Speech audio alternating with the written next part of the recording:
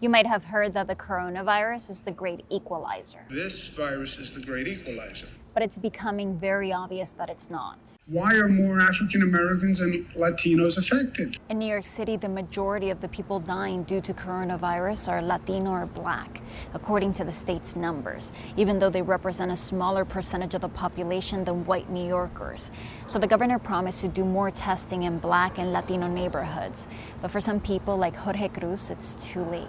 On April 26th, we would have been together for 14 years. Jorge was 34 years old, and he started feeling sick with flu-like symptoms that got worse over time. He tried to go to the hospital in Brooklyn 3 times, but was told he had pneumonia and was sent home. It obviously wasn't just pneumonia because we came out positive. Me and my baby are positive for the coronavirus, so he obviously had it. They wouldn't test him. Jorge first went to a clinic where he was given antibiotics for pneumonia and told to go home.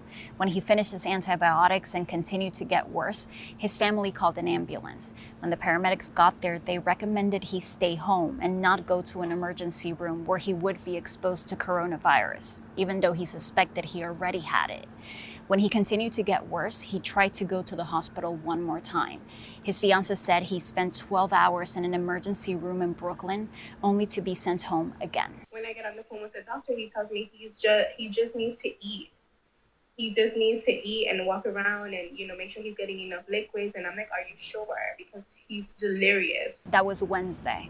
On Friday, Jorge asked his mom for some tea. We make the tea and we're waiting for it to cool down. When it cooled down enough, that it wasn't going to burn him, and she went to take it so that he can drink it, she realized he wasn't breathing. Beatriz says it would be 8 hours before Jorge's body was picked up. My son walking back and forth, knowing that or thinking that he's there just sleeping. It was really hard.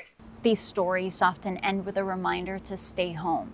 But Jorge, who was Puerto Rican, couldn't stay home. He was an essential worker. He was a manager at Buffalo Wild Wings, and his fiancée says he went to work right up until the day he started feeling sick. I honestly have no idea where he got it from. It could have been him traveling to work because he works in Times Square, so he has to take the train, he has to be around people. This offers another clue as to why the virus is affecting communities of color more.